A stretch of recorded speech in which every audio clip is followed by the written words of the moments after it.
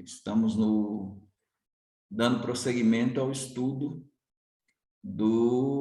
das abordagens hermenêuticas que são muito importantes para que nós possamos entender a hermenêutica intrabíblica, que é a hermenêutica do escritor do Novo Testamento em relação ao Antigo Testamento. Seria o uso do Antigo Testamento pelo Novo Testamento. Quando nós falamos o uso do Antigo pelo Novo, esse pelo Novo abrange os escritores, os autores humanos do Novo Testamento. Então, hoje nós temos a abordagem sensus plenior e vamos trabalhar com a interpretação histórico-gramatical para que possamos entender melhor o sensus plenior. Então, a interpretação histórico-gramatical é a interpretação natural do texto, é a interpretação literal do texto. Então, isso abrange a diacronia, que é a história, e abrange também a gramática também. E dentro dessa linha de gramática, nós podemos pensar no texto, no lugar do texto. Isso em alemão se chama Sitz im Leben. Sitz im Leben. Sitz é assento, a palavra é para assento. E in é um in, não o in do inglês, que é o in, né? O in, mas é o in, que traz mais a ideia do dar.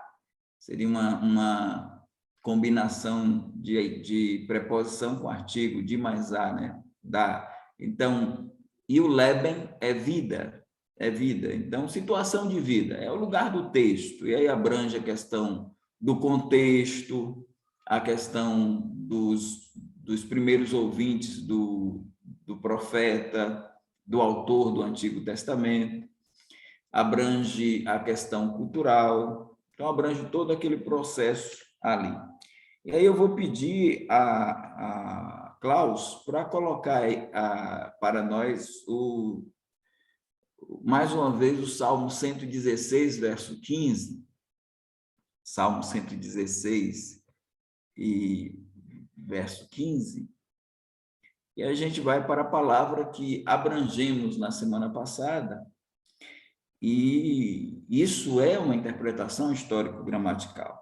Então, quando nós temos aí a expressão, o versículo 15 dizendo, preciosa é aos olhos do Senhor a morte dos seus santos, quando o salmista colocou isto aí, ele usa o vocábulo yakar, que é um vocábulo hebraico, que traz a ideia de pesar.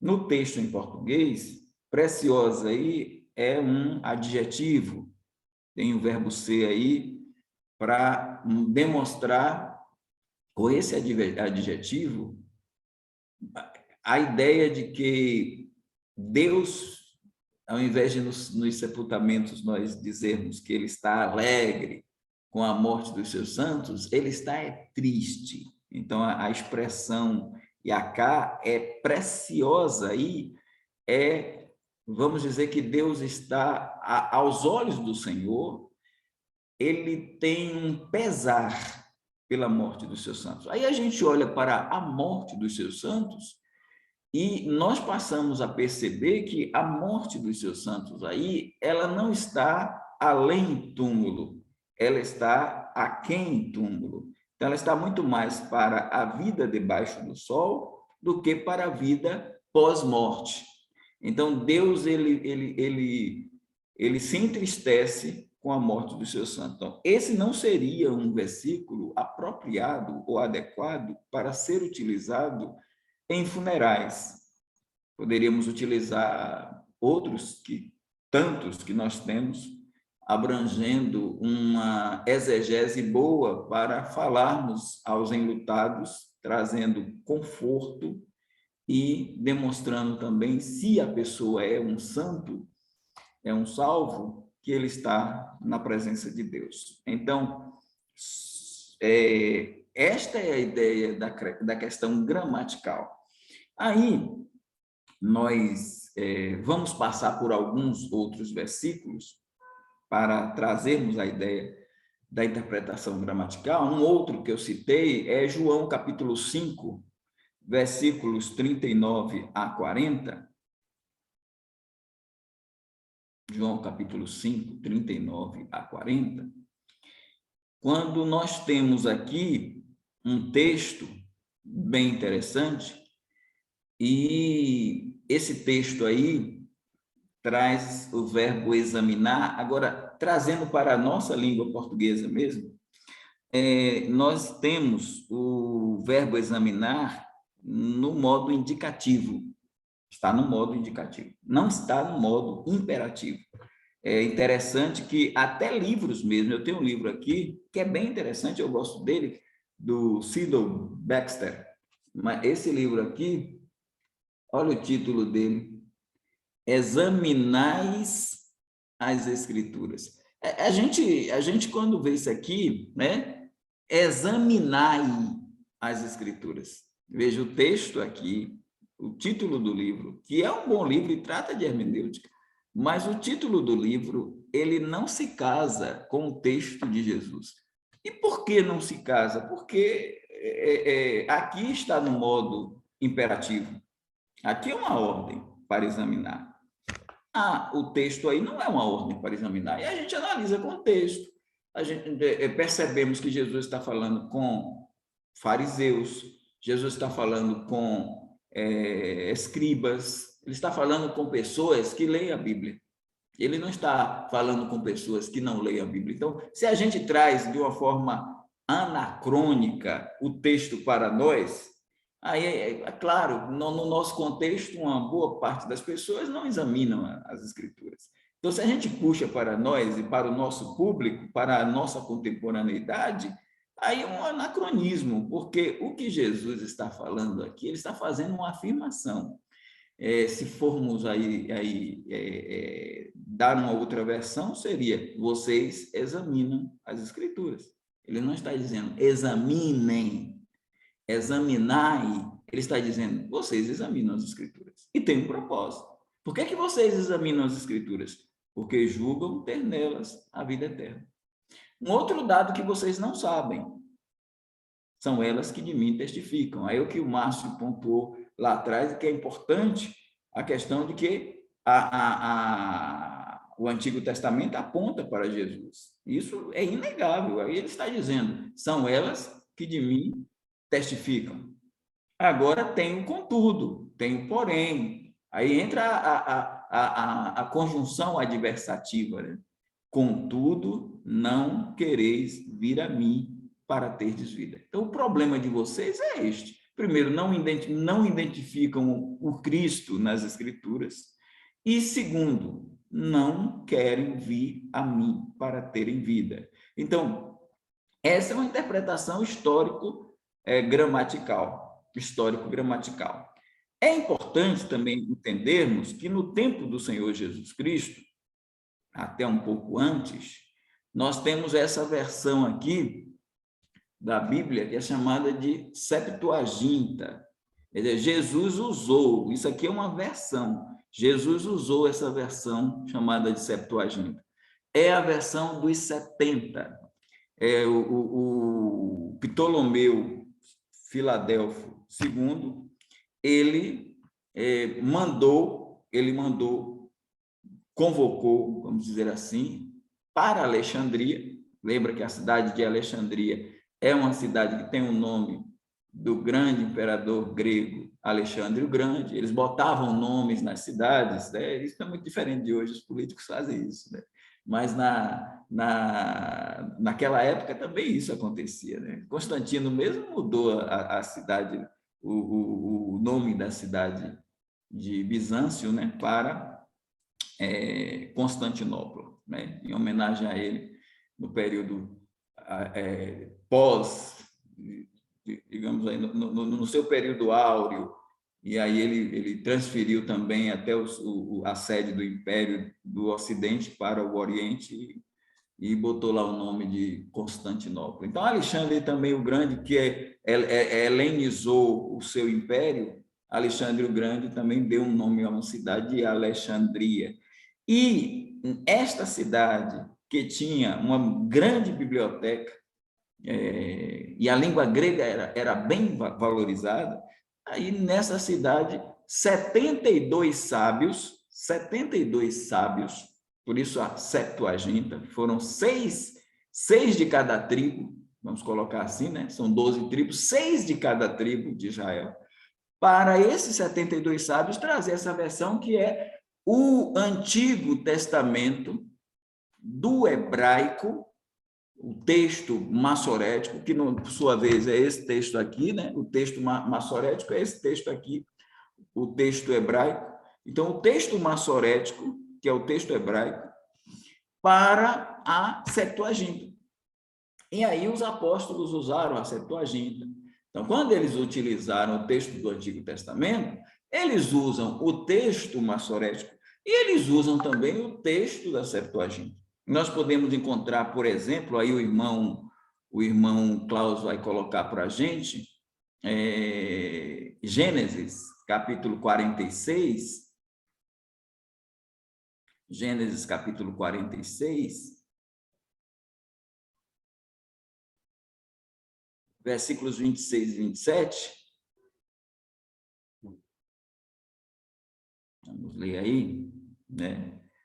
Todos os que vieram com Jacó para o Egito eram seus descendentes, fora as mulheres dos filhos de Jacó, todos eram 66 pessoas.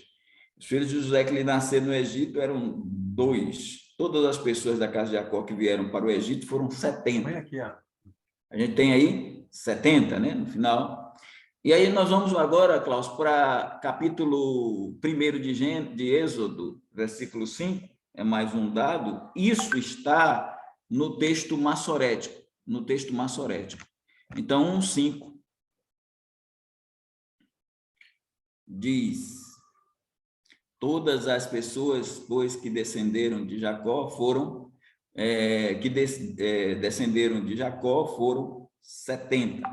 Então, e aí, essa é a marca, né? Calvino vai pegar no século XVI, quando vai analisar o uso do Novo Testamento, do Antigo Testamento pelo Novo, o sermão do primeiro mártir do cristianismo, que é Estevão.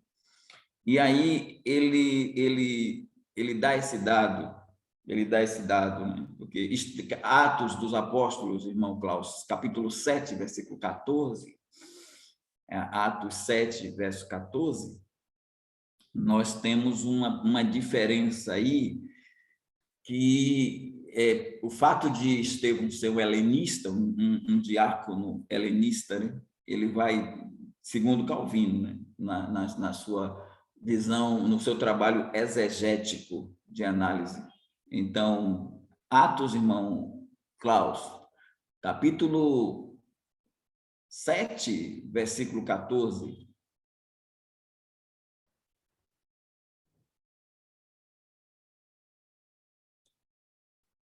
Então, José mandou chamar Jacó, seu pai, toda a parentela, isto é, 75 pessoas. Segundo Calvino, quando ele dá 75 e lá tem 70, ele vai dizer que houve aí, Estevão estava priorizando, porque na Septuaginta, o texto lá, eu estava dando uma olhada hoje, o texto da Septuaginta, lá de Êxodo 1:5 e Gênesis 46, 6 e 7, tem 75. Na Septuaginta tem 75. No texto massorético tem 70. Então, ele diz, não, foi é uma questão de pouca importância e tal, Calvino vai para essa linha interpretativa.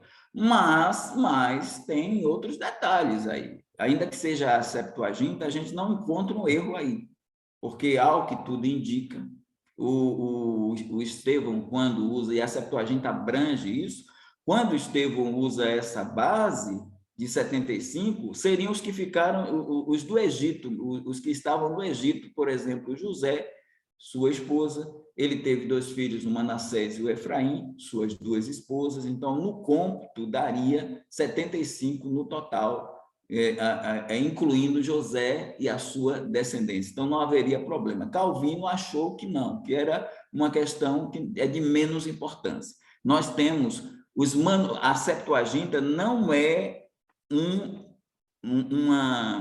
não é um manuscrito original. A Septuaginta é uma versão, porque é uma tradução do hebraico, que é o original, né, do hebraico, do texto massorético, que os sábios pegaram lá, os 6 sábios de cada tribo, e eles foram lá e fizeram essa versão. E teríamos algumas falhas, e temos, como temos, erros em versões. Nós não temos erros nos manuscritos originais, mas nas versões a gente encontra. Então, os manuscritos do Novo Testamento são cerca de 5.000, mas, né, os erros das versões, eles não comprometem a palavra nem a doutrina, mas a gente pode encontrar algumas falhas nas versões, podemos encontrar. Indo para a interpretação histórico-gramatical, eu trouxe esse dado só para a gente avaliar, e aí nós vamos para outros textos, alguns outros para entrarmos no sensus pleno, para percebermos a questão da interpretação histórico-gramatical. Daqui a pouco eu dou a oportunidade aos irmãos, eu só estou fechando essa parte da interpretação histórico-gramatical, viu? Daqui a pouco eu passo Márcio e Carlito e outros. Então, vamos lá para... Eu botei até uma música lá uma música do Luiz de Carvalho, bem antiga, né? E que ele diz: pois Cristo é quem diz, creia em Deus, também creia em mim, que sou eu, e vou para o céu preparar lugar para você descansar. Aí, quando a gente vai para João 14, irmão Klaus, que a base da música é João 14, a gente tem que ter um olhar, é importante a interpretação gramatical, ainda que seja a gramática da nossa língua, da língua portuguesa, para avaliar. Claro que quando a gente pega, por isso que eu peguei o Salmo 116:15, com a palavra, o vocábulo iacá, mas também quando a gente pega aí o início, e agora a gente olha para a língua portuguesa também, não se turbe o vosso coração, credes em Deus, crede também em mim. Eu só quero isso aí, entendendo? Porque você tem aí o verbo crer, mas você nota a diferença. Você tem credes e crede. Então, Jesus Cristo está falando, essa primeira base aí, credes em Deus, é o Pai. Crede também em mim, é o Filho.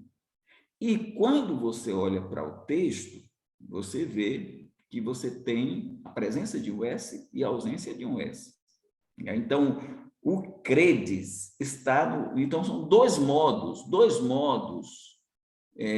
do verbo. Um modo indicativo, denotando uma afirmação: vocês acreditam em Deus. Agora vocês precisam acreditar em mim. Então, o imperativo é o segundo crede. Então, crede também em mim. Então, credes em Deus, crede também em mim. Então, isso faz uma diferença. Vocês acreditam em Deus? Creiam também em mim. Então, o hino lá, ele tá colocando, ele coloca só no modo imperativo, mandando creia em Deus e creia em mim. Não, vocês já acreditam em Deus. Agora, vocês precisam acreditar em mim. Essa é a segunda base. Isso é interpretação histórico-gramatical. A gente está usando a gramática para avaliar. E aí, o último texto que eu quero colocar claro, a gente vem também para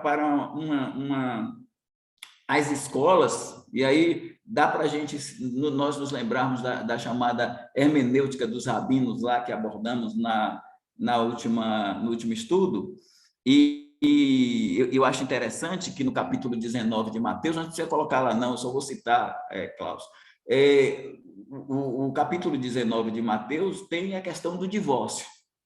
E na questão do divórcio tem duas escolas ali permeando o pensamento interpretativo dos escribas, dos fariseus, que foram até questionar Jesus acerca disto. Então, nós temos a escola de Shammai, que é uma escola mais radical, não podia deixar a mulher por motivo nenhum, não podia se divorciar por motivo nenhum.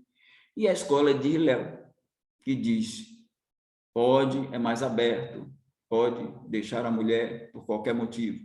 E aí eles usaram como base o livro de Deuteronômio, Moisés dando carta de divórcio. E aí Jesus não fica nem do lado da escola de... Então, ele não fica do lado das escolas dos rabinos de interpretação. Porque ele diz que no princípio não era assim, demonstrando lá que Deus criou homem e mulher para que eles se tornassem uma só carne, né? E aí vem outro detalhe ali, porque tem pessoas nas nossas igrejas que dizem que o que Deus uniu, o homem não pode separar. E isso não é o que Jesus diz no texto. Ele diz lá, o que Deus uniu, não o separe o homem. Isso aí é ele dando uma ordem, não o separe. Se ele dá uma ordem, ela pode ser desobedecida. Então, o que Deus uniu, o homem pode separar. Porque aí nos casamentos tem uma música que cantam, né? O que Deus uniu, não poderá jamais o homem separar. Mas Jesus não diz isso, que o que Deus uniu, o homem não pode separar. Ele diz que o que Deus uniu, o homem não deve separar. Veja o que é a interpretação do texto. E às vezes as pessoas, são músicas que cantam e tudo, mas cantam com um texto distorcido do que realmente as escrituras querem dizer. E aí, Jesus Cristo abre a exceção, demonstrando que, em caso de adultério, poderia haver, então, o divórcio, né? Poderia haver em caso de prostituição, caso de prostituição. Então, já demonstrando, já trazendo a demonstração de que ele não ficou com as escolas interpretativas da época, nem a do Hillel, que depois vem Gamaliel, e Paulo é criado aos pés, e nem a de Shammai. Aí, irmãos, vamos para o capítulo 7, já vi mãos levantadas aí antes de chegar no slide. Mas vamos lá, capítulo 7, de 1 aos Coríntios, não é João, não, é 1 aos Coríntios. Aí o apóstolo Paulo, ele vai, aí pode baixar mais aí, irmão, vai seguindo aí, vamos ao capítulo...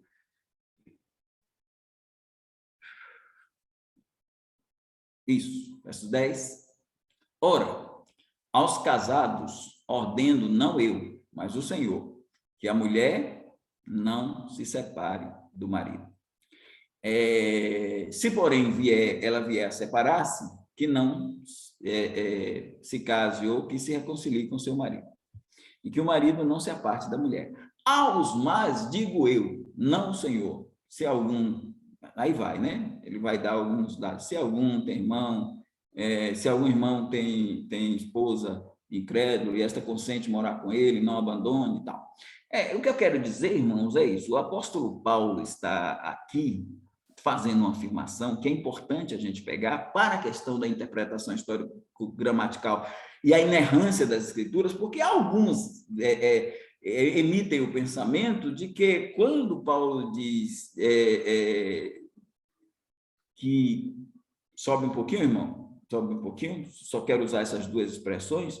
Quando o apóstolo diz aos casados ordeno não eu, mas o Senhor, e no versículo 12 ele diz aos mais digo eu, não o Senhor. Então ele diz aqui nós temos palavras não inspiradas e palavras inspiradas, porque quando o apóstolo Paulo diz digo eu, não o Senhor, ele está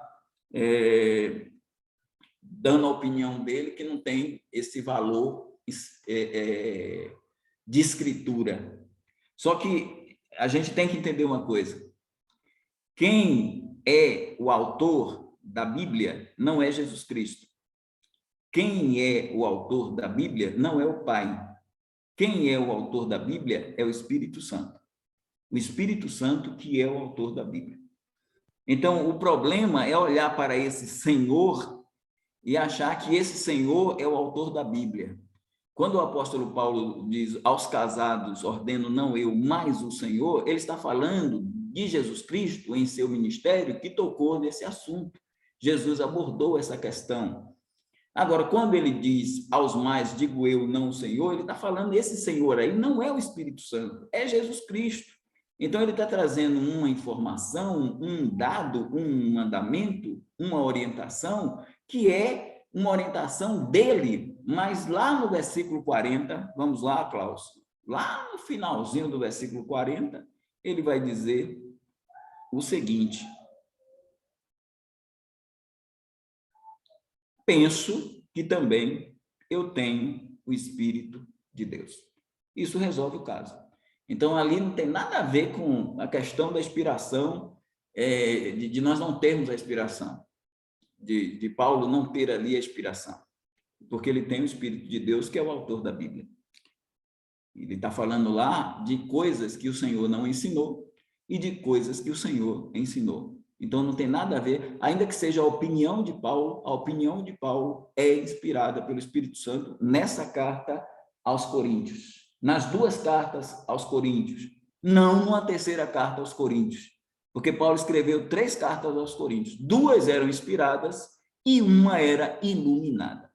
Quando ele diz na primeira carta, ele diz, já por carta vos escrevi, então tinha uma carta anterior e essa não era inspirada. Quando ele escreveu a igreja de Laodiceia, quando ele escreveu a igreja de Colossos, ele manda fazer uma troca de cartas. E nessa troca de cartas, é bem interessante, a carta, ele manda, quando vocês tiverem a carta na mão, vocês leiam lá para o pessoal, passem também para o pessoal de Laodiceia para ler lá a carta de Colossos. Do mesmo jeito, a carta que eu mandei para Laodiceia, leia na igreja de Colossos. Então, tinha que fazer a troca de cartas. Só que a carta que Paulo escreveu à igreja de Laodiceia não era inspirada. A carta que Paulo escreveu à igreja de Colossos era inspirada. Então, você tem essas questões aí dentro desse contexto. Dito isto, nós iremos para agora os slides, a interpretação sensus plenior. Mas, Klaus, dá uma pausa, que essa primeira parte foi a parte introdutória, trazendo uma linha de interpretação histórico-gramatical, e o irmão Elias vai comandar algumas questões. Me parece que Márcio também não levantou a mão, mas acho que quer falar também, né, Márcio? Então, fica aí com o irmão Elias. A primeira pessoa que levantou a mão foi o irmão Carlito, depois o irmão Márcio, depois o irmão Daniel, e depois também eu gostaria de... Depois o irmão Osamara, aí, tá bom? Então, o irmão Carlito é o primeiro. Pois bem, irmãos, o pastor falou, né? Sobre o versículo, preciosa aos olhos do Senhor é a morte dos seus santos. A gente olha para algumas mortes e algumas declarações que foram dadas na palavra de Deus, como Paulo, né, que falou,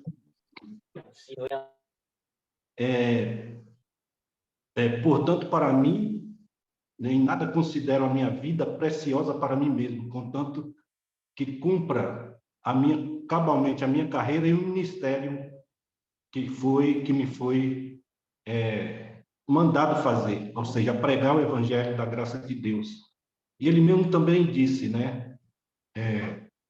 Para mim, o morrer é Cristo. Aliás, para mim, o viver é Cristo e o morrer é lucro. Policarpo também, antes da sua morte, ele foi perseguido, esconderam ele por várias vezes, Policarpo de Esmirna. E antes ele chegou um tempo aí que ele não resistiu mais fugir, ele resolveu encarar a morte. E ele disse, como é que eu posso fugir de um Deus que nunca me negou nada, sempre esteve comigo?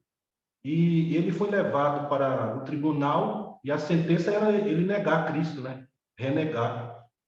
E ele não renegou. E por causa disso foi jogado na fogueira, né? Vivo na fogueira. A gente vê essas situações e passa a pensar, né? Quando o versículo diz lá, preciosa é aos olhos do Senhor a morte dos seus santos. E lá em Ezequiel, a Bíblia diz, o Senhor não tem nenhum prazer na morte do ímpio, pelo contrário, né? Que o ímpio se converta e se volte para Deus.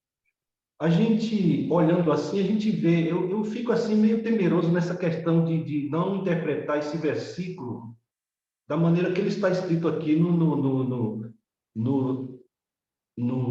livro de Salmos, capítulo 16. Quer dizer, eu temo em acreditar que não é essa versão aqui da palavra de Deus, que Deus não tem prazer na morte do ímpio, porque quantas pessoas ele mesmo permitiu que morressem, ele permitiu que morressem. Nós vemos Isaías sendo cerrado ao meio, e os cristãos do início, cristãos hoje sendo mortos, e o cristão mesmo, aquele cristão que tem convicção, ele sabe que é muito melhor ele partir dessa vida, é por isso que ele se entrega ao ministério e se entrega à obra de Deus para fazer com convicção aquilo que Deus determinou que ele fizesse. Porque ele sabe que é muito melhor, e Deus sabe também que é muito melhor nós estarmos com ele, né? Até hoje eu entendia essa interpretação da maneira que eu vi aqui, que Deus tem preciosidade também na morte dos seus santos para levá-lo para a glória, para estar com ele também. Então, eu fiquei meio temeroso assim com essa versão que o pastor falou sobre que Deus não tem prazer na morte do crente. Eu fiquei meio temeroso, eu queria mais alguma coisa que me deixasse mais... Eu não disse que Pastor Deus Evaldo, não tem prazer. Pastor Evaldo, Sim. se me permite, deixa eu entrar nessa seara, porque é a parte que eu ia falar também. Eu acho que eu vou responder para ele, porque eu também, quando eu vi esse versículo, irmão Carlito, eu falei, nossa, me derrubou, porque muitas vezes, se eu morria alguém e eu lá, toda na minha polpa, preciosa, os olhos de Deus, achando que estava abafando, né? Mas, na verdade, com a explicação de hoje, pastor Evaldo, você usou o termo pesar. Então, eu acho, na minha humilde opinião, que ainda nós podemos usar esse versículo em um funeral, desde que usemos a palavra pesar. Ou seja, Deus está triste porque morreu um santo. Então, muda, irmão, Carlito, a maneira de falar do versículo, né? Agora, irmão, é importante que o irmão pense sempre que a tradução que nós usamos, que você usa na sua Bíblia, muitas palavras não são fiéis ao texto original. Por isso, nós sempre é muito ideal, né? O melhor é fazer uma exegese do texto, conhecer hebraico, né? Para saber o que está dizendo a palavra. Nós vamos um dia pedir para o pastor Evaldo começar a dar aulas de hebraico para nós. Eu aprendi um pouco, estou aprendendo um pouco na Metodista, mas é pouco ainda. Entendeu, irmão Carlito? Então, assim, o texto, eu não sei se o irmão entende, o irmão não pode se fiar nas palavras, entre aspas, não pode se fiar nas palavras exatamente como estão, porque a tradução, muitas vezes, ela não é fiel à palavra original. Então, uma exegese do texto, o conhecimento do texto, é super importante para o irmão entender o que está sendo dito. Então, essa palavra, ela é melhor usada por pesar. É com pesar que Deus vê a morte dos seus santos. Aí entende-se perfeitamente o que está querendo dizer aí o salmista. Se é que foi Davi que escreveu esse salmo, não sei se foi ele, mas enfim, respondi, assim, pastor Evaldo. O que o irmão Carlito colocou é outro contexto. Quando você tem lá Deus dizendo que não tem prazer na morte do que morre, lá em Ezequiel, aí é outra história, que aí é outro texto. Mas o texto lá, a palavra iacar, é pesar. Se é pesar, é Deus ficando triste por um filho seu, um santo, sendo ceifado. Então, tem muito mais a ver com a vida aqui em túmulo, essa vida do santo aqui, aqui em túmulo. Então, é preciosa mesmo. A palavra preciosa, ela não traz a dificuldade se você entender a preciosa como isto é caro para Deus. Isto é caro para Deus ver o seu santo sendo ceifado. Mas se eu uso no funeral para dizer que Deus está alegre e recebendo o seu salvo, a morte ali traz o pós-morte para daqui para cima, o além-túmulo. Então seria, no além-túmulo, Deus recebeu Estevão, é o bem-estar, servo bom e fiel, entra no gozo do teu Senhor. Então, essa a ideia é que a morte ali, ela está muito mais para a vida desse santo que viveu aqui, digamos, um Policarpo que foi lá jogado foi queimado lá. Então, isso aí para Deus o texto, se for usar o Salmo 116:15, isso custa para Deus caro. Isso custou caro para Deus. Isso aí traz a Deus um pesar, um iacar, a morte do seu santo. Ele não está focado aí na chegada do santo no céu. Ele está focado no ceifar do santo na terra. Entendeu? Essa é a questão do texto de Salmo. Não estou falando de outros textos onde nós vemos Deus ter prazer de receber o salvo na glória. Estou falando do texto é porque a gente está trabalhando a hermenêutica, está trabalhando a interpretação. Então, se o irmão pregar e focar no além-túmulo e que Deus está feliz e que está recebendo o salvo baseado no Salmo 116:15, a exegese está prejudicada. Aí não vai ser exegese, vai ser exegese. Entendeu, irmão Carlito? É isso. Certo. Deu para entender melhor. Porque, na realidade, você nunca ouviu uma explanação como você ouve agora, né? E eu vi assim, rapidamente não deu para... Então, a gente precisa justamente tirar essas dúvidas. Perfeito. Eu não duvidei da sua... Simplesmente, eu só procurei ter um pouco mais de... Isso é bom demais. Eu não tô dizendo que você duvidou, não. Tá ótimo. Aqui é para a gente discutir mesmo, não tem problema não. Pode apertar e a gente responde o que a gente souber. Irmão Daniel. Obrigado, irmão Carlito. Então, Ok. lembra daquele irmão Alex Daquivicius? Lá da igreja? Então, ele me deu essa Bíblia aqui, né? E é interessante, eu queria só falar com o pastor. Essa Bíblia é a tradução da Bélgica, dos monges Maridissos.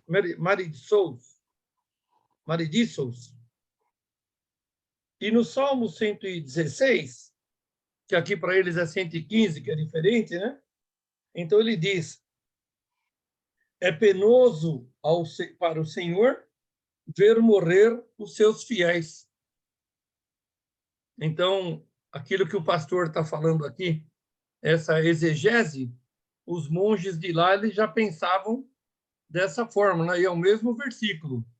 É penoso para o Senhor ver a morte dos seus fiéis.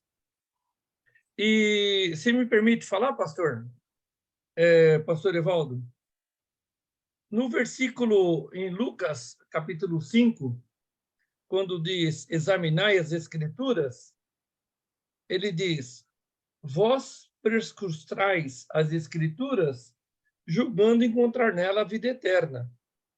Pois bem, elas mesmas dão testemunho de mim. E vós não quereis vir a mim para que não tenham vida. Então, são dois textos que, de acordo com o que o pastor ensinou, os monges lá também, eles interpretavam dessa forma. Obrigado, pastor. E aí também, para a gente que vai pregar, por exemplo, pegar esse texto de João 5,39, como que fosse ordenando que as pessoas examinem. É bom que a gente mande as pessoas examinar as Escrituras, mas o texto não fala isso. O texto está dizendo que eles examinam, está afirmando que eles examinam, e prescrutar é isso aí, examinar é prescrutar. Eles estão prescrutando. O problema deles não é o não examinar, que requeriria uma ordem, examinem. O problema deles está no verso 40. Não quereis vir a mim. Não quereis vir a mim. É isso aí. Então, obrigado, pastor. Obrigado. Eu vou pedir para o irmão Carlito, por gentileza, para ele abaixar a mão dele. E eu peço desculpas ao irmão Márcio, porque era o Márcio e eu acabei chamando o Daniel, porque o Daniel estava do lado e eu errei. Perdão, irmão Márcio. Então, agora, irmão Márcio, e depois, pela sequência que eu tenho aqui, vamos ver se eu já não erro mais, Márcio. Depois eu tenho o irmão Osamar, depois o primo, Valmir, e depois o pastor Ulisses, tá bom? Então, Márcio. Desculpa, Márcio. Primeiro, boa noite a todos. Boa noite, Márcio. Eu cheguei atrasado, perdi a hora, enfim. Eu gostaria de falar duas coisas. A primeira, sobre esse texto do Preciosa Morte. Eu sempre entendi, e eu estou surpreso com a discussão, né? Eu sempre entendi que esse Preciosa não é segundo o nosso ponto de vista humano e carnal. Porque o salário do pecado, para mim, sempre foi a morte. Então, Deus fala em vários outros textos que ele não tem prazer na morte. E essa morte física que a gente está falando, no meu entendimento, ela é parte do pagamento pelo pecado. Então, eu sempre entendi que a preciosidade ali, a morte dos santos, é que esse preço desse mundo foi pago e agora ele está junto ao Senhor. Então, eu não consigo entender a palavra pesar. Pesar, para mim, pelo menos de interpretação, né? Já desse eu falei com um pastor, falei, olha, comunidade, eu falei, se você está na comunidade, é porque comunidade, você não tem parte com a igreja. Falei, depende do que comunidade significa para você. Nesse caso, a mesma coisa. Depende do que a gente está falando de interpretação, de entendimento. Então, a palavra pesar, para mim, ela não pode estar vinculada a Deus triste porque um santo foi para perto dele. Eu não consegui ainda absorver esse pesar nesse sentido, né? Mas eu entendo que a morte física de um santo é parte do processo para que a eternidade chegue para ele, né? Existem escatom, teoria ou estudo sobre o fim pela volta de Jesus ou pela morte. Então, a gente está estudando esse algo precioso. E faz parte do processo para a gente se achegar a Deus, né? Então, esse era o meu comentário sobre isso. E uma outra coisa que eu tinha notado primeiro para falar é sobre a tradução da Bíblia. Dia 25 de março, até mandei no grupo, era um sábado, eu mandei uma foto lá e o pastor Evaldo mandou uma igual lá sobre livro de tradução interlinear. Eu não sei quantos lembram disso, né?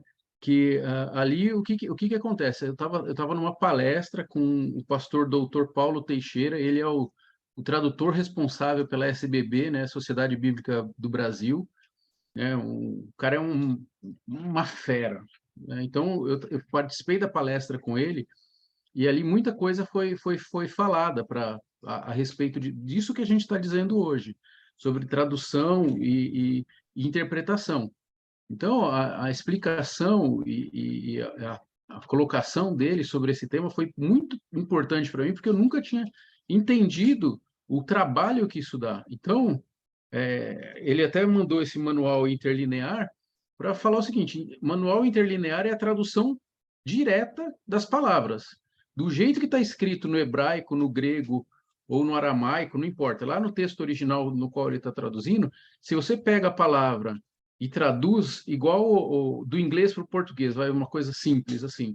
Se a gente traduz do inglês para o português, literalmente, sem uma interpretação, normalmente a gente vai cometer alguns erros bem graves, né? Porque a gramática do inglês, em alguns casos, ela é contrária à gramática do português. E a mesma coisa acontece com os textos em aramaico, hebraico e tudo mais. Então, muitas vezes, um único versículo, ele contando a história, demora semanas e tem fóruns para discutir o entendimento sobre esse versículo. Então, eu realmente acredito que Deus atua e tem atuado e trabalhou muito nesse processo de tradução da Bíblia, né? Ele contou alguns casos importantes, né, sobre como esse trabalho era feito lá na antiguidade e como eles têm muita certeza e convicção de que é a preservação da palavra desde do Pentateuco lá atrás até hoje, por conta dessas histórias, né? E a última coisa que eu gostaria de falar é sobre o que o pastor Evaldo falou a respeito de uma carta de Paulo é inspirada e outra carta de Paulo não é inspirada. Eu fico preocupado um pouco com essa colocação, porque quem definiu o cânone foi lá no concílio, no ano 300, alguns sábios da Igreja Católica. Então, baseado em critérios que eles tinham naquele momento. Então, eu não sei se a gente tem a condição de afirmar que algo é ou não é inspirado, porque ele faz ou não faz parte dessa seleção de livros que a gente tem hoje à nossa disposição, né? A gente é muito privilegiado do ponto de vista histórico, que a gente tem acesso a 1 milhão de versões e modelos e atualização e livros, coisas que as pessoas lá no passado não tinham, né? Então, são preocupações que eu gostaria de colocar sobre tudo que foi falado até agora, né? Então, são as três coisas, né? A parte do sentido ou da tradução literal, eu acho que a hermenêutica tem esse papel, é isso que a gente está estudando hoje, a gente está estudando gramática, a gente está estudando como a coisa é feita. Então, por isso que eu entendo esse capítulo 1 e 2 ser tão pesado para nós, né? A gente não entrou na escatologia, a gente ainda está nas interpretações. Então, isso tem sido precioso, mas a gente não pode perder o foco principal, que é a palavra foi preservada e trazida a nós, a gente é extremamente privilegiado, inclusive por ter a oportunidade de estar nessa discussão aqui em tão alto nível, né? Então, são coisas que eu gostaria de colocar. E a última, prometo. Dr. Paulo Teixeira, algo que ele falou muito importante para o grupo que estava lá, e isso me tocou e fez eu pensar de outro jeito, né, sobre tradução bíblica. Todos nós aqui, eu pelo menos fui convertido com a João de Almeida Figueiredo lá de trás, né? A versão lá de trás. E ele falou que durante 20 anos eles ficaram na SBB, falou, tem que atualizar, tem que atualizar, tem que atualizar, não, não, não, não, até o momento que, quando eles perceberam a leitura da Bíblia naquela versão, ela não estava sendo entendida pelas pessoas.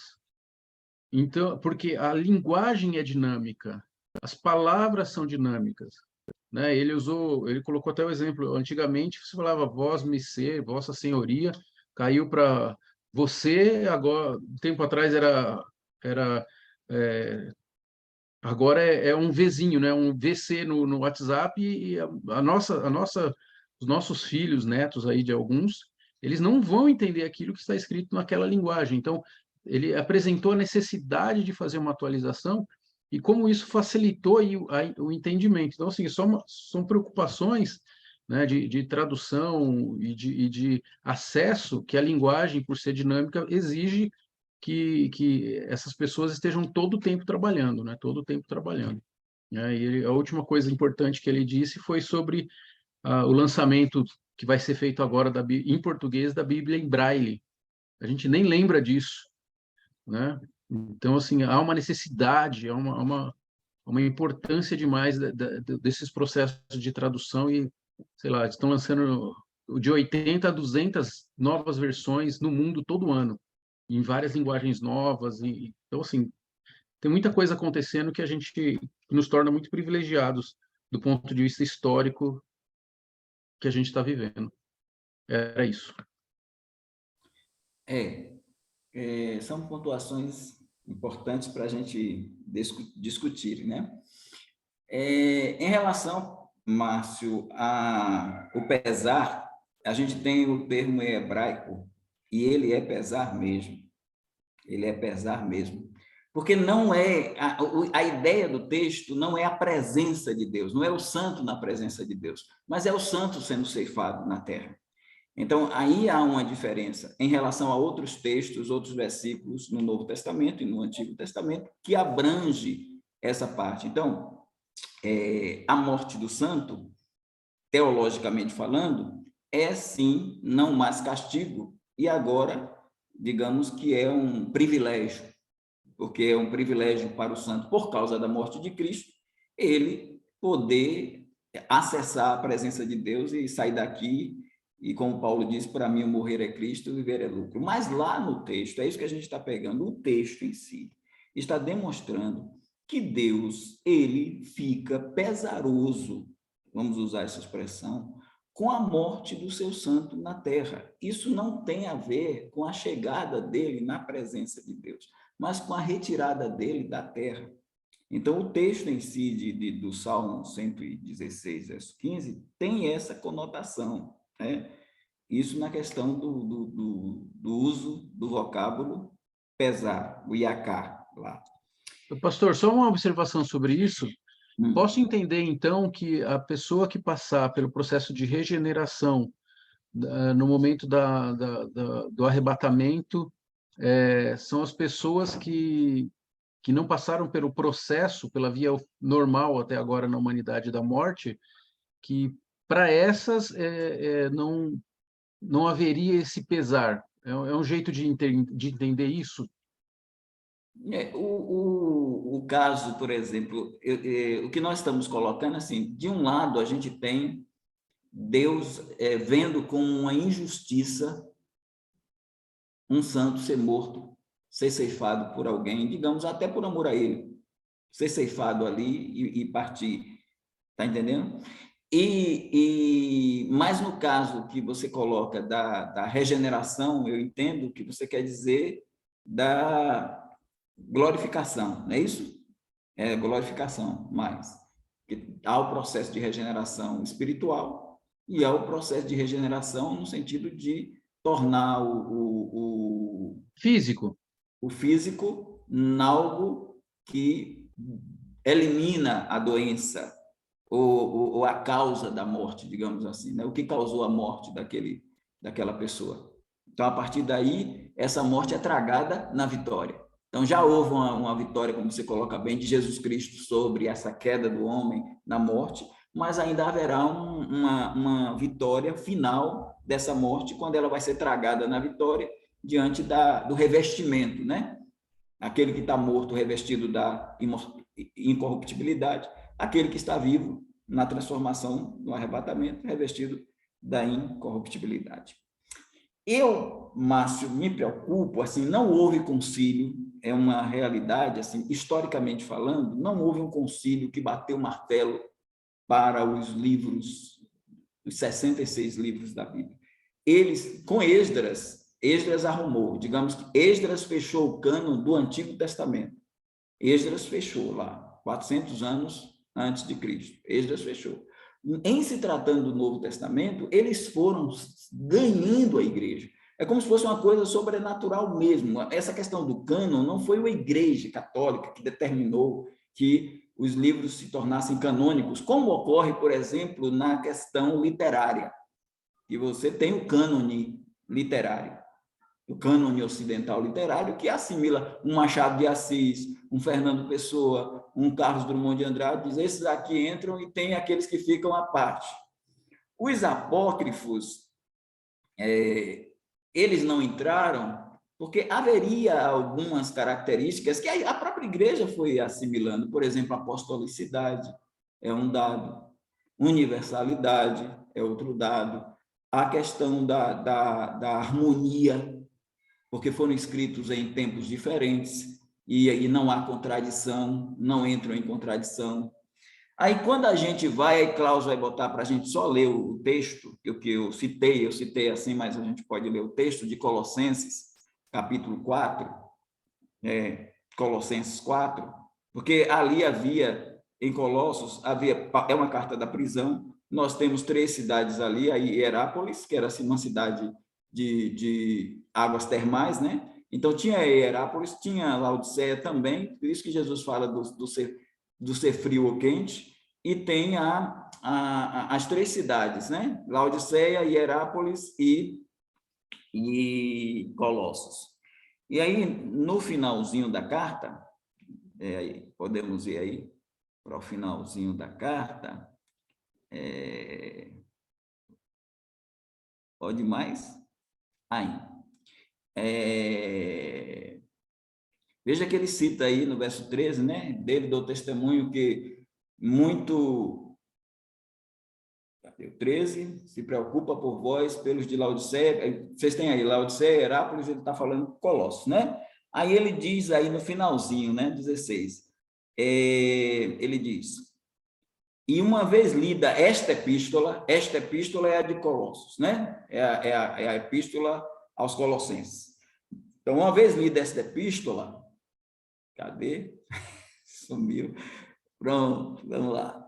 E uma vez lida essa epístola perante vós, lá, leu a carta aos Colossenses, providenciai, porque seja também lida na igreja dos Laodicenses. Então, essa carta, essa epístola de Colossenses, deveria ser lida na igreja dos Laodicenses. E a dos de Laodiceia, lede-a igualmente perante vós. Então, você tem uma carta que Paulo fez à igreja de Laodiceia, ela não é inspirada, porque ela não entrou no cânon. Ela não é inspirada. A inspirada é a de Colossenses. Não quer dizer que não tenha valor. Paulo escreveu, teve seu valor, com certeza ajudou bastante. Mas vamos dividir aí. Vamos dizer que a de Laodicenses é uma carta inspirada, porque nós cremos na inspiração verbal e plenária dos 66 livros da Bíblia. Cremos que a Bíblia é inerrante, infalível. Então, essa carta aos de Laodiceia, ela é uma carta, vamos colocar no rol de iluminada. Iluminada. Eu posso dar um exemplo. Esse livro que eu fiz, que está com vocês, ele não está no grau de inspirado, porque ele tem falhas. Ele está no rol de um livro, digamos que seja iluminado, né? que Deus nos iluminou para fazer. Mas Deus não inspira mais ninguém, porque depois que a Bíblia fechou, o cânon se fechou, não tem inspiração mais. A gente tem agora iluminação, a gente pode dizer como Davi, desvendo os meus olhos para contemplar as maravilhas da tua lei. Né? Então, essa carta aqui de Laodiceia, que Paulo fez, ela não tem valor inspirado. Mas tem uma carta de Laodiceia que tem valor inspirado, que é a carta do Apocalipse, uma das cartas das 7 igrejas da Ásia Menor. Éfeso, Esmirna, Pérgamo, Tiatira, Sardes, Filadélfia, Laodiceia. Da carta de Laodiceia, a de Laodiceia, que foi para a igreja de Laodiceia, lá de João, lá do Apocalipse, essa carta lá, ela é inspirada. Essa carta cá, a leitura foi feita no mesmo pé de igualdade, mas uma era inspirada, a outra não. E quando Paulo, na primeira carta aos Coríntios, ele vai lá e escreve assim: já por carta vos escrevi que não vos associeis com os impuros. Então, se Paulo diz lá, já por carta vos escrevi, e essa carta não entrou, a gente não tem 3 cartas aos Coríntios, nós temos 2 apenas. Isso quer dizer que essa carta que Paulo fez teve seu valor, teve sua importância, mas ela não é inspirada. A questão da tradução, eu acho muito boa. A questão em braille, a evolução da língua é uma realidade. A expressão vossa mercê, que é um pronome de tratamento, virou você. Usar a linguagem internet-text para produzir uma Bíblia, VC, demais, a linguagem internet-text não seria muito bom, porque dá para a gente compreender numa versão até melhorada, tudo bem. Temos que ter um certo cuidado com paráfrases da Bíblia, como é a Bíblia Viva. A Bíblia Viva é uma paráfrase da Bíblia. Então, paráfrase porque vem com um tipo de equivalência dinâmica que vai tentar traduzir o sentido do texto, ao invés de traduzir, como você falou, e o Paulo Teixeira lá abordou bem, do interlinear, quando você pega lá, ó, vem, com o texto. Agora, é fato, e bem fato mesmo, que você abordou, que quando a gente vai fazer uma tradução do inglês para o português, do francês para o português, tem palavras que a gente tem que criar a versão com muito cuidado, no caso da Bíblia, com muito cuidado, porque se você for fazer a tradução ipsis literis, não vai dar liga, porque não vai dar sentido, porque precisa a gente rearrumar as frases para poder... Agora, o que é que a gente tem que fazer ao traduzir um texto? Tomar todo cuidado para não alterar o sentido do texto. Mesmo que você venha com palavras sinônimos, mesmo que você venha com a tradução bem elaborada, você tem que tomar um certo cuidado nessa tradução para que se tenha uma tradução boa. E aí você citou a João Ferreira de Almeida, e tem um problema na João Ferreira, ele pensou no animal lá, e ele botou lá que Jonas ficou 3 dias e 3 noites no ventre da baleia. Só que baleia não é peixe, não é mamífero. Baleia é mamífero, baleia não é peixe. Então, a baleia ali foi o que veio à mente dele, mas seria um grande peixe. A melhor tradução seria um grande peixe do que a baleia.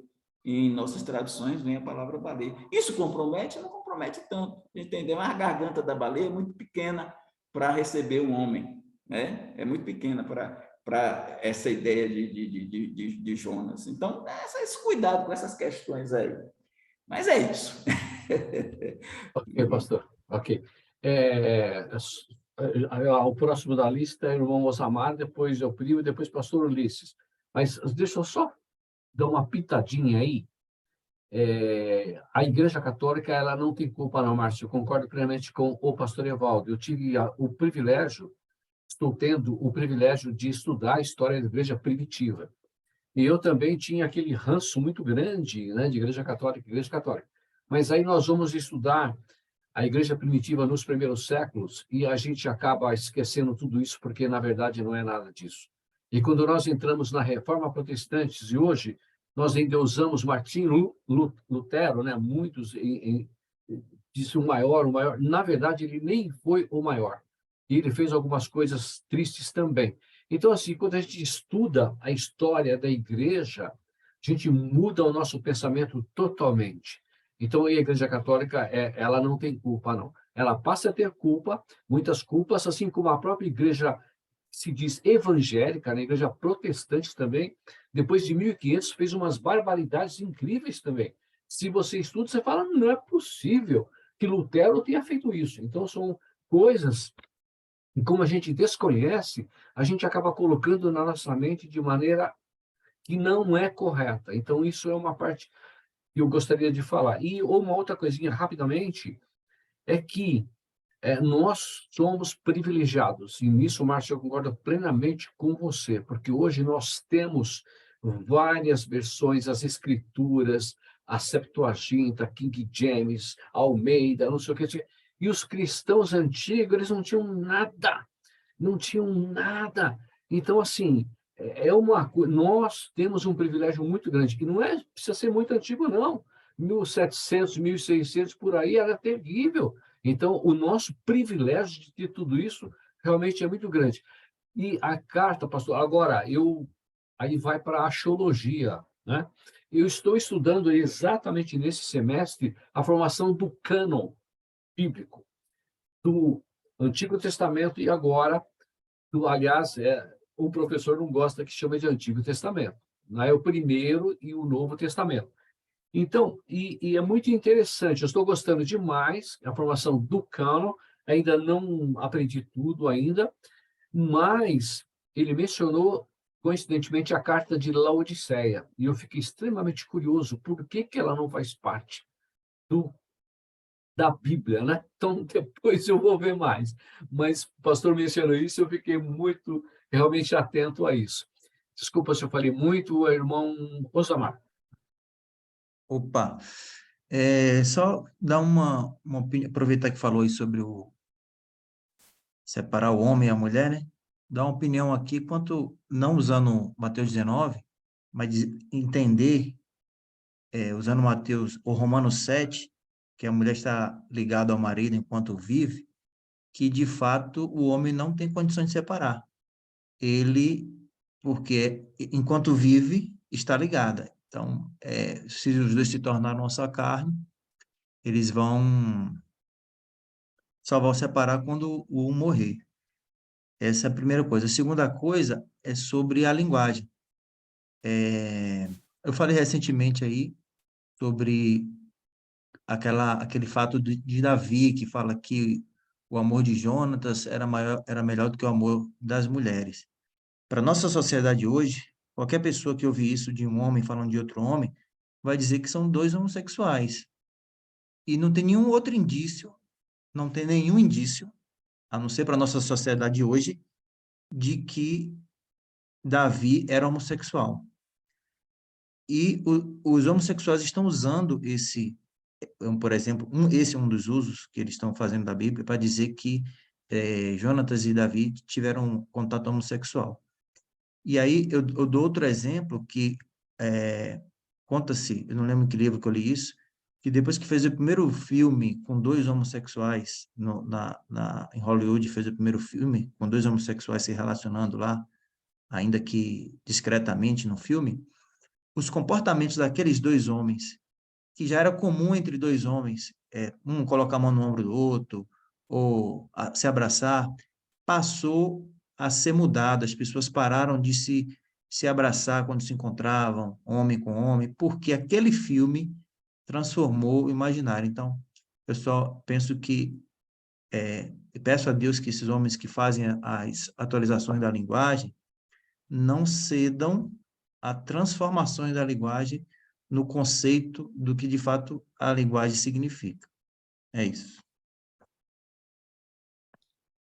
Mas você emitiu sua opinião. A questão de Davi e Jonatas, Davi e Jonatas, é uma questão, aí que a gente fala, né? Nós falamos, anacrônica, ela não é diacrônica, portanto, não há como fazer esse nexo de homossexualidade entre Davi e Jonas. No caso, agora, Klaus, bota aí Mateus 19, eu entendi que o irmão colocou lá que a mulher está ligada ao marido em todo o tempo que vive, mas o que nós estamos colocando é que pode separar no sentido de o indivíduo tomar uma atitude de assim o fazer, seja ele homem, seja ele mulher. Então, quando você tem em Mateus 19, essa questão do divórcio, aí baixa mais aí, eu só quero usar a expressão de Jesus, né? Então, que Jesus, a conclusão dele, aí, quando ele diz, Versículo 6.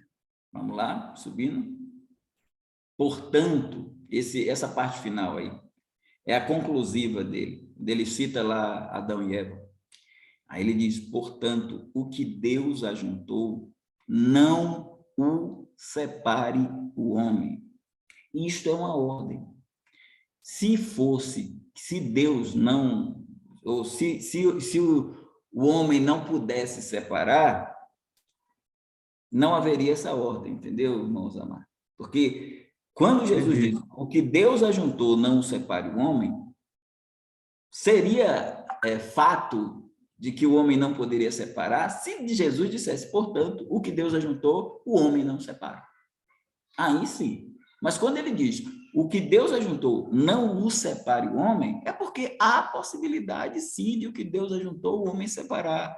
Agora, você vai me perguntar, essa atitude é o quê? Errada. Se Jesus está mandando não fazer, é porque é errada. Mas que há possibilidade de o homem fazer, porque está aí a conclusiva de Jesus. O que Deus ajuntou, não separe. Entendeu, Osamar? Então, se há uma ordem, se existe uma ordem, a ordem é para ser obedecida ou não obedecida. Então, se ele está dizendo que Deus ajuntou, não separe, é porque ele sabe que há a possibilidade do que Deus ajuntou, o homem separar. E isso é um fato que nós vemos no cotidiano, até nas igrejas, até mesmo pastores se divorciando e recasando. Entendeu? Por quê? Porque descumprem essa ordem de Jesus. O que eu quero Viu? dizer é que o homem, as duas coisas coexistem. Mesmo que o homem separe, ele estará ligado enquanto houver vida. As duas coisas são verdadeiras. Isso, Está em mas Romanos assim, 7. mas dizer o que Deus uniu não poderá jamais o homem separar, Isso, iria de encontro à fala de Jesus. Porque se isso, o que Deus concordo. e o homem não pudesse separar, a ordem dele seria inútil. Porque ele está dizendo, o que Deus uniu, não separe o homem. Porque há a possibilidade do homem separar o que Deus uniu. Se isto para Deus não tem valor, no sentido de que o homem separa, mas para Deus está casado, é outra história. Mas o que estamos dizendo é que a ordem dada pode ser desobedecida ou obedecida, entendeu? Cabe a nós, esposos e esposas, cumprir a ordem de Jesus. O que Deus uniu, não separe. Porque se você separar, você vai arcar com algumas consequências. Tá bom? Tá ótimo. Ok? Então, agora, pela ordem que eu tinha... É o primo, né, primo? Se você está dizendo, eu creio que sim, né? Aí eu queria aproveitar, senhor primo, antes de você falar, e pedir perdão aqui. O pastor Ulisses, ele tem que sair sempre um pouquinho mais cedo, tem que pegar os 2 filhos dele. E ele levantou a mão, e eu deveria ter dado a vez para ele antes, porque ele ia sair.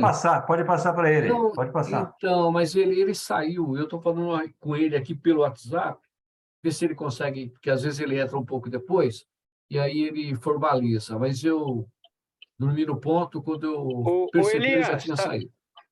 o Tá aí, Elias, tá me pastor? ouvindo aí? Estou ouvindo, Então, pode perguntar. se eu levantei a mão, foi errado. Foi em algum momento aí que eu estava aí em trânsito que eu toquei lá errado. Mas está muito Tá bom, bom. até que é o que eu estou ouvindo. Pode prosseguir. Obrigado, pastor. Então tá bom. Retiro a desculpa, hein? Primo. Certo. Não sei se o irmão pode colocar o texto lá de 1 Coríntios, capítulo 7, que foi mencionado aqui. Pode colocar na tela aí, irmão Klaus?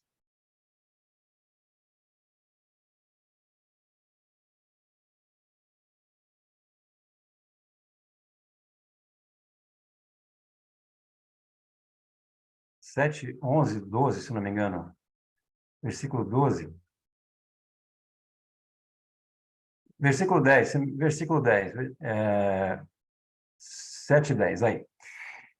Eu era jovenzinho quando, num culto de quarta-feira, culto de oração, o pastor fez estava na sua exposição, ele abriu o texto e falou, olha, se eu não me engano, eu não tenho o texto agora, mas eu estou só me lembrando do acontecimento, eu posso trazer isso na próxima terça-feira, mas ele disse, olha, esse texto que está aqui na Bíblia não consta nos textos originais.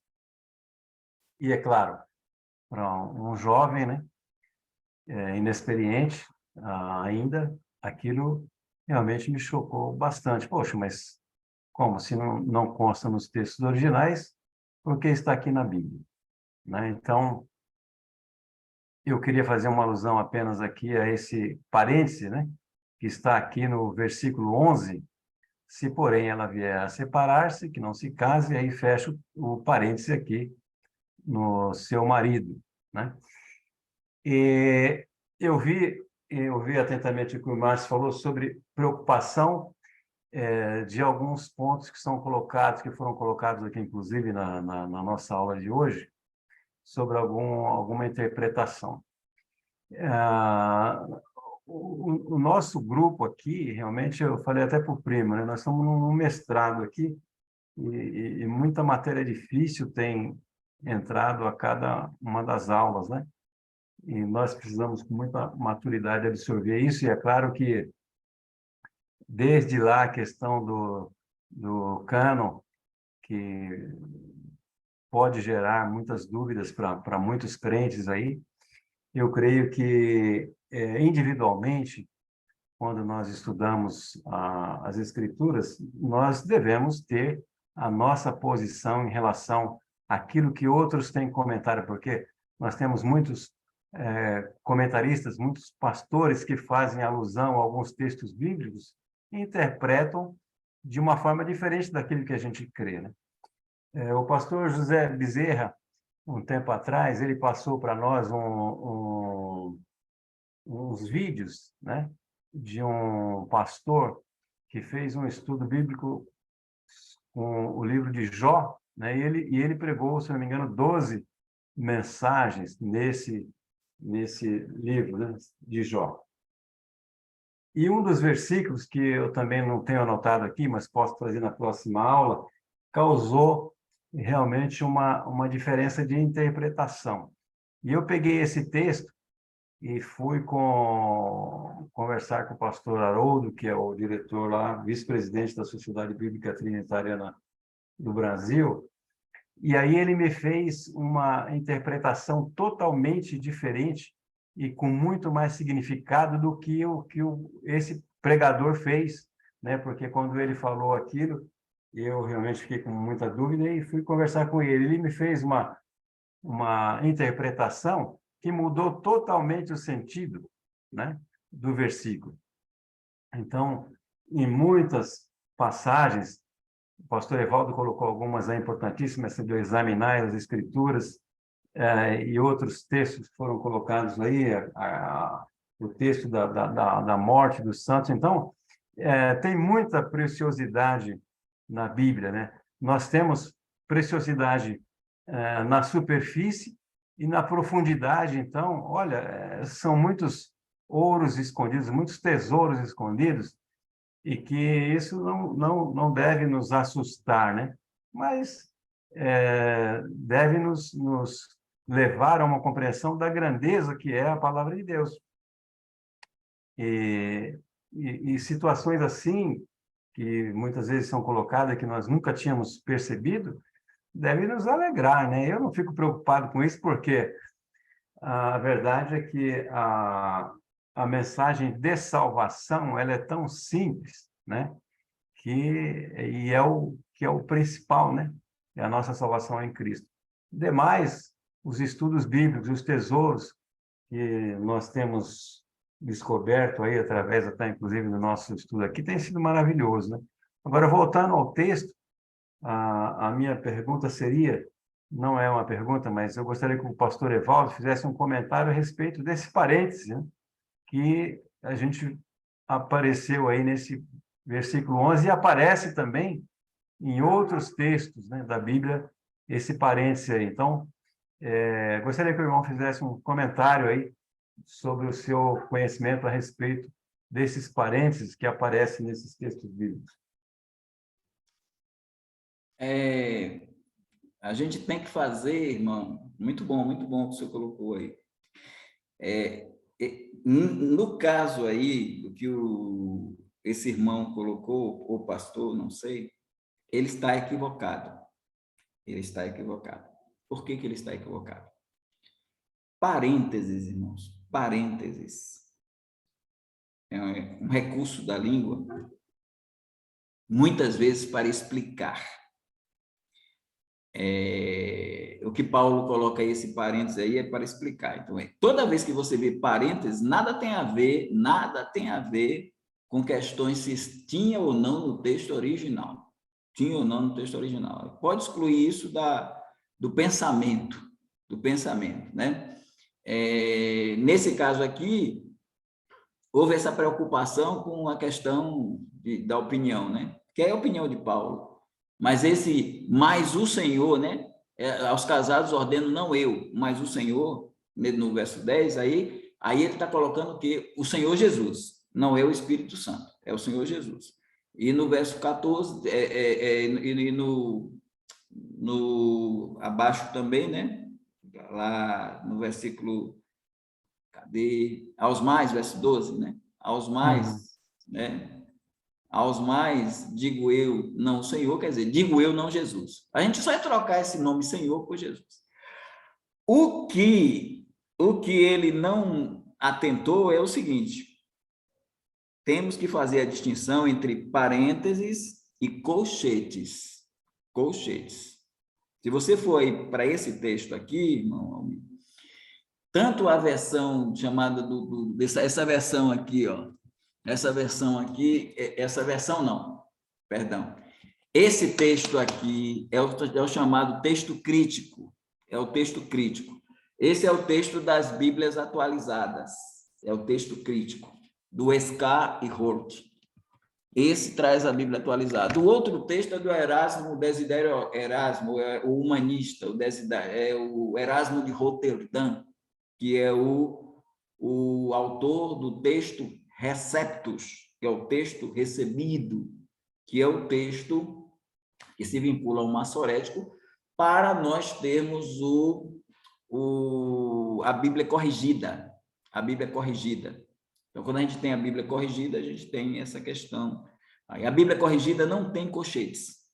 Aí a Bíblia da versão do Rei Tiago, né? King James. Então, essa não tem colchete. Você não vai encontrar colchete em lugar nenhum, né? As que têm colchete são as atualizadas, porque diz, em muitos manuscritos não consta. Então, por exemplo, a gente aí agora essa versão, irmão Klaus, eu não sei se ela é corrigida, mas a gente vai descobrir agora. Bote aí, é atualizada. Bote aí em João 8. João 8. João 8. Aí ele fez confusão, irmão Almi. Ele fez confusão. Eu vou lhe mostrar agora. João 8, aí o senhor sobe, antes do 8, a gente vai para o verso 70, para o verso que antecede ao 8. É o capítulo 7 lá, o último verso lá, é o 53.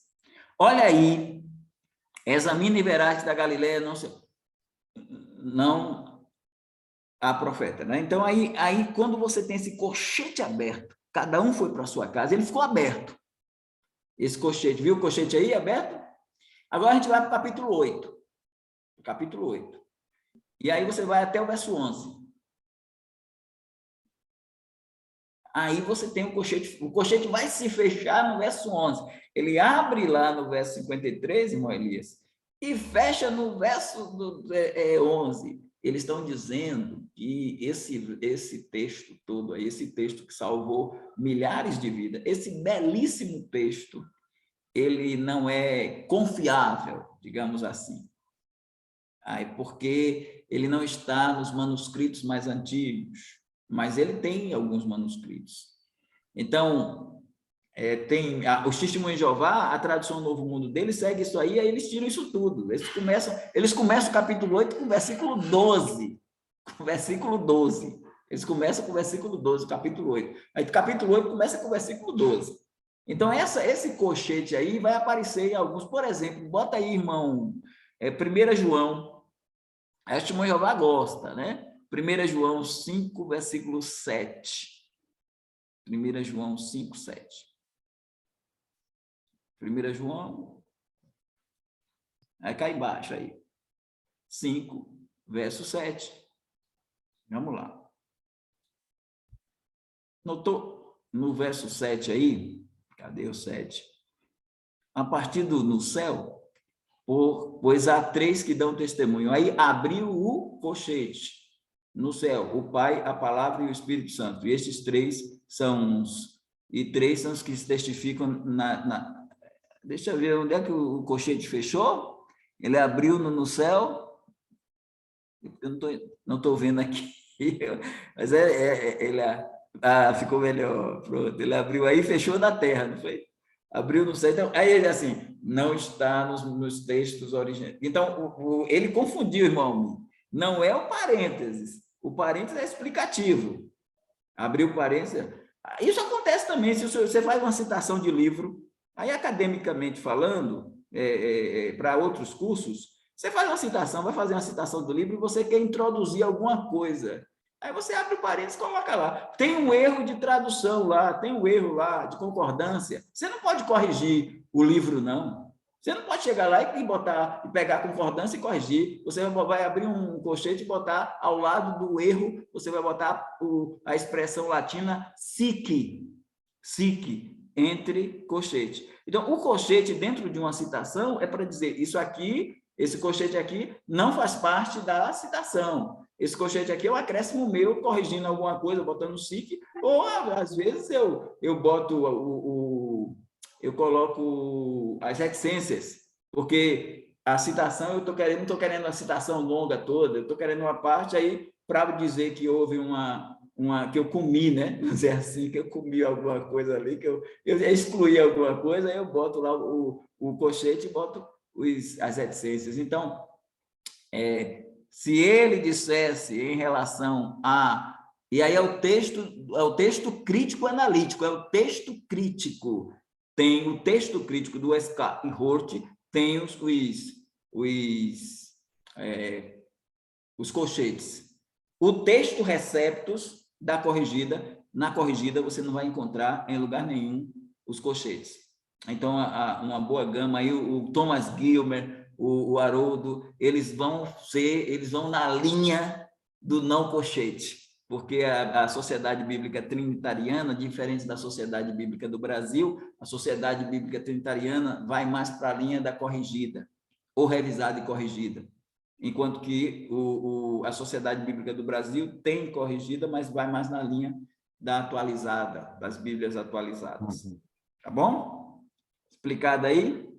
Sim, apenas eu fiz a consideração também para observar a questão de que nós, na medida que estamos estudando, vamos ganhando maturidade para poder assimilar, né, essas situações, porque um crente, né, novo na fé, neófito, ele se escandaliza com uma situação dessa. Poxa, mas se não está nos originais, então a Bíblia não tem credibilidade, né? Então, aí eu vou dizer a você, aí, para aquela questão do cânon, eu vou dizer a você, a coisa foi tão minuciosa, tão maravilhosa, que existem os prolegômenos, os prolegômenas.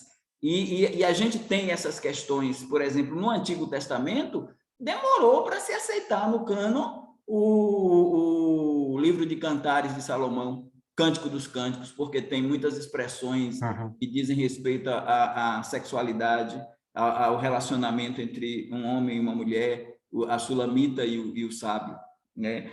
E também o livro de Esther, por exemplo, porque não tem o nome de Deus. O livro de Esther não tem o nome de Deus. Acontece no Novo Testamento também. O livro de Hebreus demorou para ser aceito, porque o livro de Hebreus, ele era anônimo, não tinha um autor. O livro de 1 Pedro e 2 Pedro, o grego de 1 Pedro é diferente do grego de 2 Pedro, e o estilo também. Aí ficou na dúvida, é Pedro, mas só que Pedro pegou Silas, que é o Silvano, pegou Silas, o companheiro de viagem de Paulo, para poder, foi o amanuense de Pedro.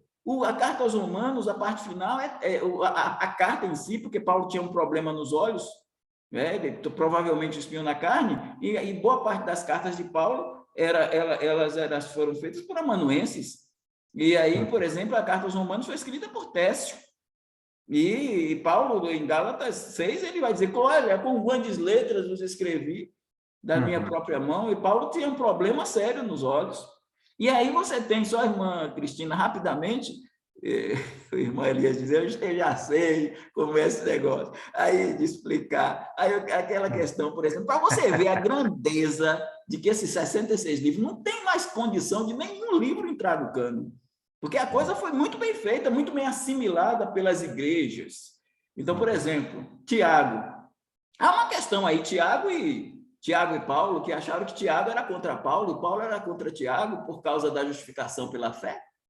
Aí você pega aí, irmão Klaus, bota aí para a gente, só para a gente dar uma olhada em 2 versículos. Romanos, capítulo 3, versículo 29, me parece. Romanos 3, 29. Vamos dar uma olhadinha? uma conclusão de Paulo para Pastor, justificar. pastor, É, rapidinho, enquanto está procurando aí, eu achei a minha anotação aqui do pastor Paulo Teixeira. Uma das coisas que eu anotei, que a tradução da Bíblia não é mudar o alfabeto. Sim, E isso é muito importante a gente falar, muito porque é uma importante. questão, não é de alfabeto que a gente está falando, a gente está falando, a tradução implica em entendimento. Não adianta nada você mudar o alfabeto e isso não ser inteligível para o destinatário. É isso mesmo, ele está corretíssimo. 3:29, Klaus. Olha bem isso aí, essa conclusão. 28. Concluímos, pois, que o homem é justificado pela fé, independente das obras da lei. Está dizendo, o homem é justificado pela fé, sem as obras da lei. A tradução corrigida é essa, sem as obras da lei. Independente das obras da lei. Veja aí, dá o mesmo sentido. Agora vamos para Tiago.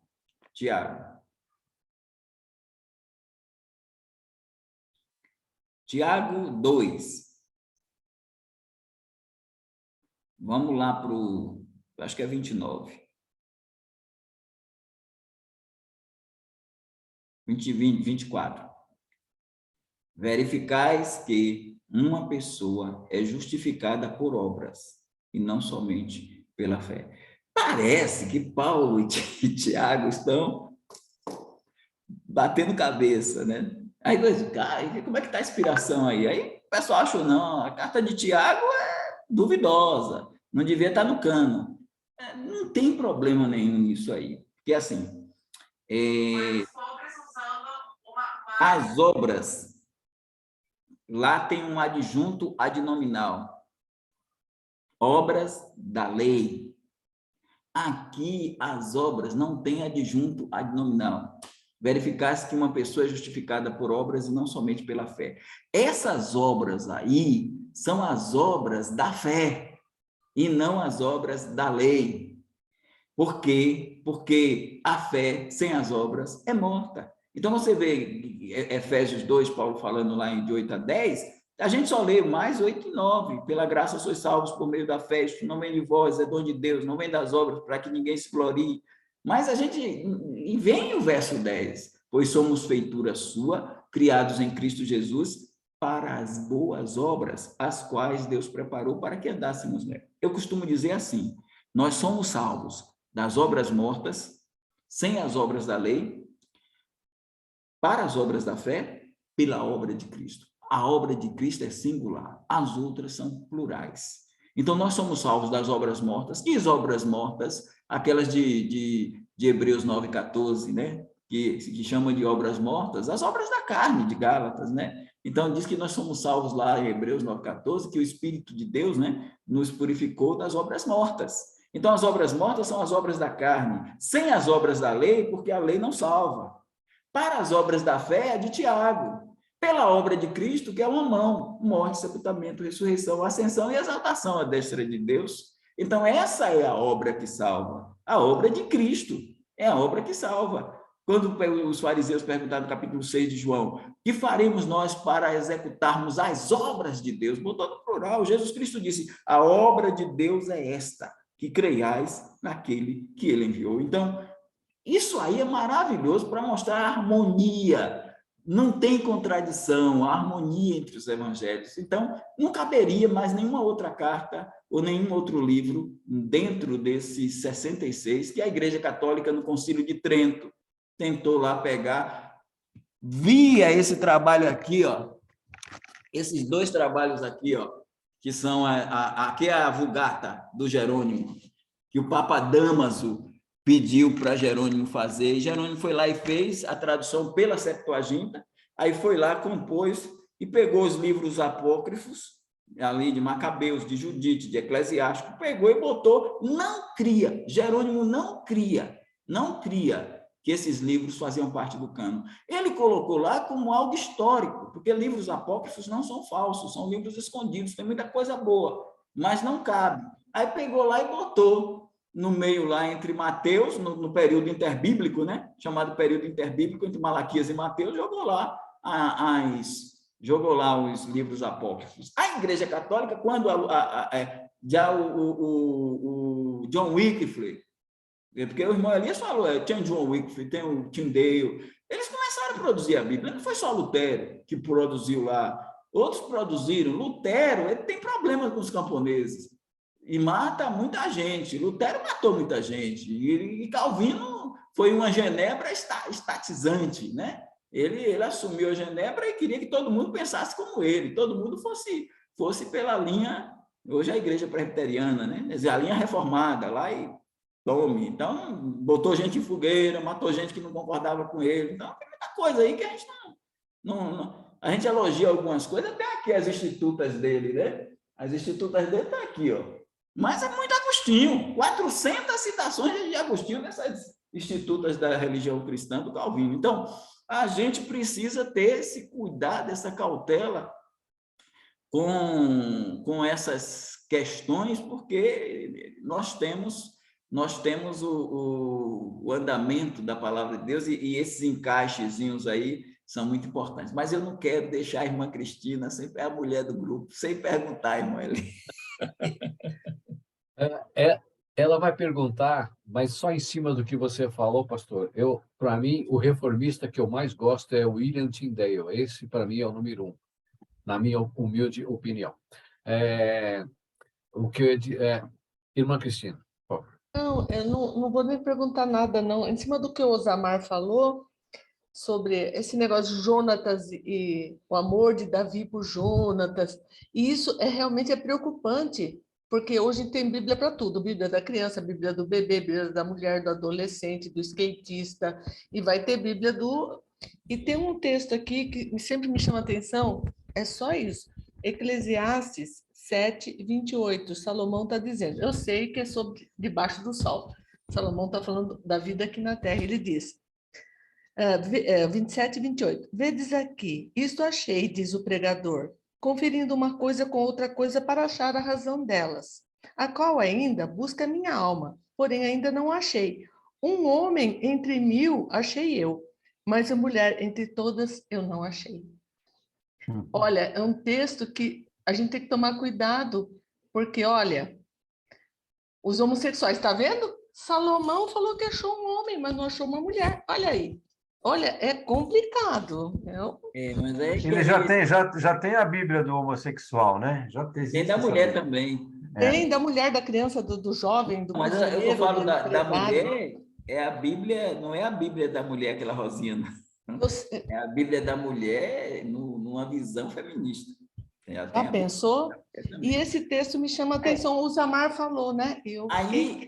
Aí o que eu passou aí, eu volto, o Jerônimo, ele fez a Vulgata, que ele pegou lá e botou os livros lá, no IV século, e é Vulgata porque a palavra latina vulgo, a palavra vulgo é povo, né? A mulher vulgar é a que está na boca do povo. Então, Vulgata é a Bíblia, assim como temos o grego koiné, né? A ideia também da Vulgata, a ideia da Bíblia latina na mão do povo. E aí, no Concílio de Trento, para fazer a contra-reforma, a Igreja Católica pegou a Bíblia de Jerônimo e disse que a Bíblia verdadeira era dela, porque tinha 73 livros, que tinha 73 livros, e a nossa só tinha 66, que a gente cortou alguns livros.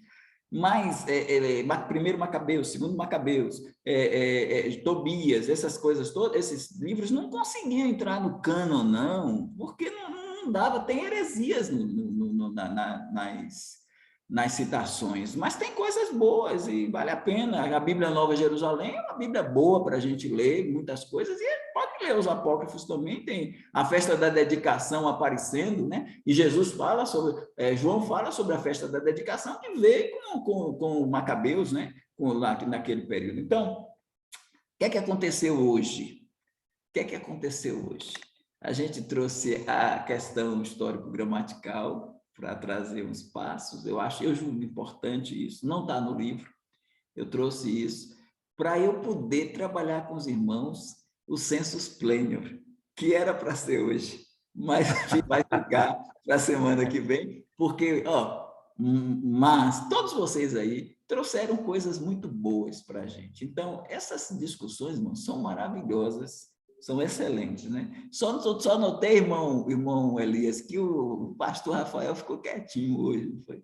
Pois é, de novo, o pastor Rafael está aí, está quietinho. Mas olha, pastor, antes de ele... Fala, pastor, diga, pastor Rafael, pode falar. Não, hoje eu estou com sono de novo hoje, né? Só para finalizar, em cima do que eu acho que nossas discussões, entre aspas, nossas colocações são fantásticas, que a gente aprende demais com essas colocações que são feitas. Em cima do que foi dito hoje, está bem atual do que eu estou fazendo atualmente nesse semestre, porque é assim, eu espero que não haja, eu acredito que não há nenhum neófito no nosso grupo, porque a gente ouve algumas coisas e a gente fica assustado. Eu fiquei assustado, né? Quando eu vi lá que, olha, Moisés não escreveu Gênesis e o Pentateuco não foi Moisés, eu caí para trás. Então, assim, uma série de coisas que a gente aprende. Agora aí, irmãos, aí é uma visão liberal que traz aquela tese do JP, a tese do Wellhausen, né? Então, um dia eu falei com um desses liberais aí, que ele veio dizer, Moisés não escreveu o Pentateuco. Eu digo, vocês fundamentalistas ficam dizendo que Moisés escreveu o Pentateuco. Eu disse, não somos nós fundamentalistas. É Jesus. Se você quer se opor a Jesus, Jesus disse, se não credes nos escritos de Moisés, tampouco acreditareis em mim, porque Moisés escreveu a meu respeito. Se Jesus disse que Moisés escreveu o Pentateuco, eu prefiro ficar com Jesus do que com esses liberais que ficam dizendo uma tese já esfarrapada, que é a tese dos quatro estilos, a tese das 4 letras e a tese também da hipótese documental do Wellhausen, né? Então, é algo que nós, como fundamentalistas, que cremos na interpretação histórico-gramatical, e acreditamos sim que Moisés ele tinha cacife para escrever, porque ele foi instruído em toda a ciência do Egito, tinha preparo, e ele codificou a língua hebraica, normatizou, assim como Lutero normatizou a língua germânica para o alemão, para dar a Bíblia ao povo alemão, Moisés também normatizou a língua hebraica e escreveu o Pentateuco, talvez até o livro de Jó.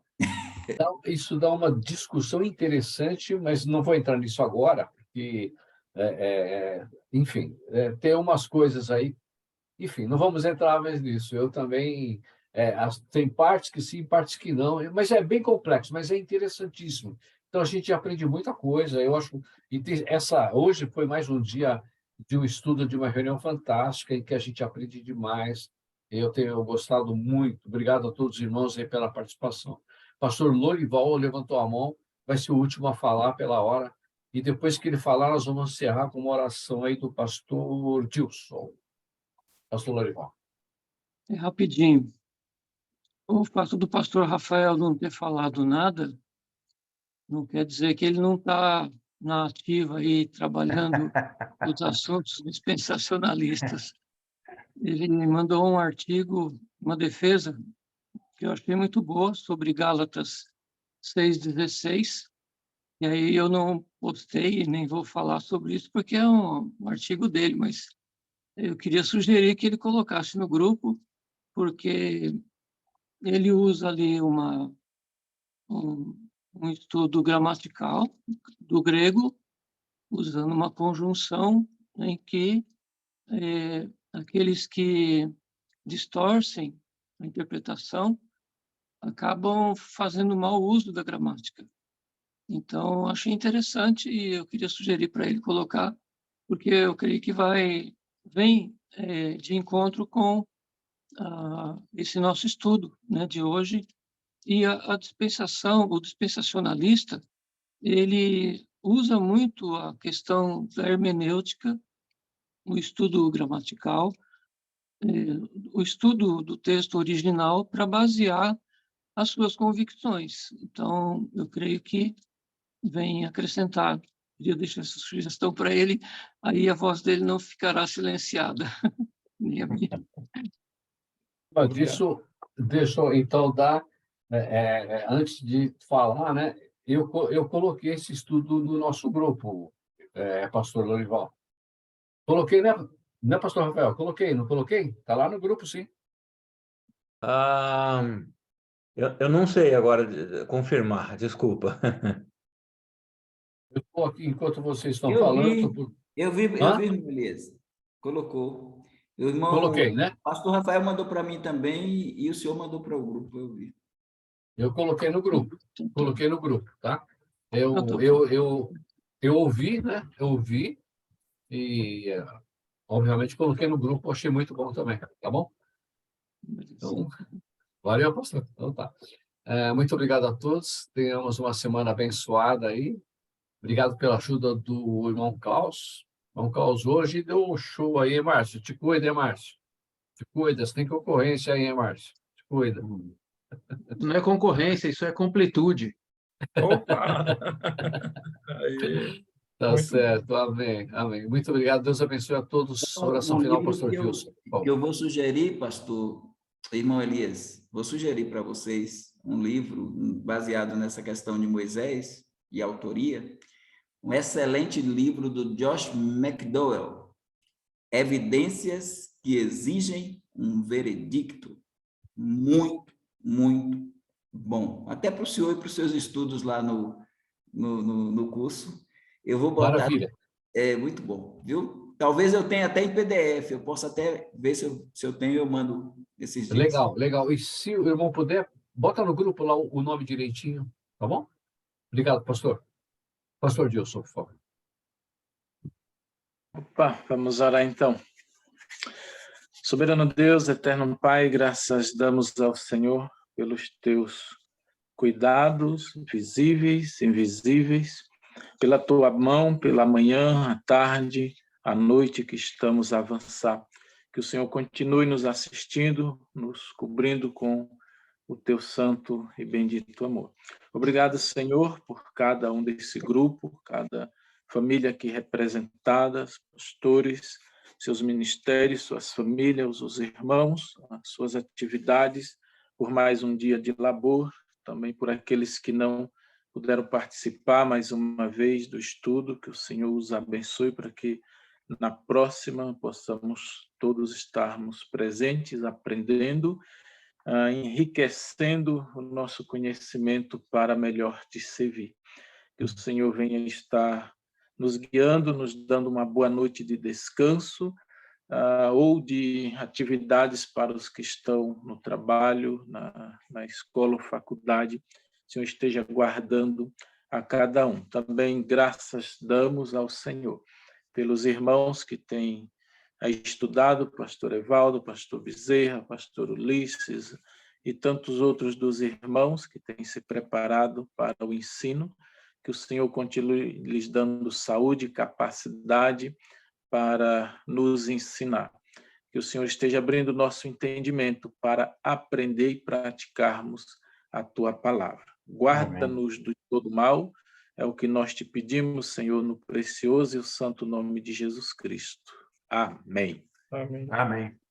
Bem-vindo, irmão Fernando. Chegou depois, não deu para falar. Bem-vindo de volta, irmão Fernando. Prazer em vê-lo de novo, viu? Boa noite, Muito meus bom. irmãos. Eu que Falou, agradeço pessoal. esse momento de estar com vocês e que Deus abençoe a todos. E Amém. tento aprender bastante com vocês, é o que sempre busco, né? Conhecimento com vocês. Uma boa noite e uma boa semana para todos. Um abraço, Obrigado, pessoal. irmão. Até Boa mais. noite, meus amados. Obrigado, Deus irmãos. Um abençoe. abraço e boa noite Um a abraço todos. a todos. Boa noite. Boa noite, Boa noite, gente. Valeu. Foi um Boa noite, prazer. pastor Ulisses. Boa noite a todos. Ô, pastor Ulisses, boa noite.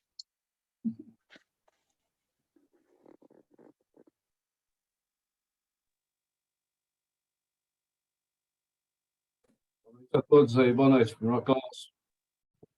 Pastor Lorival, boa noite. Boa noite, Deus abençoe.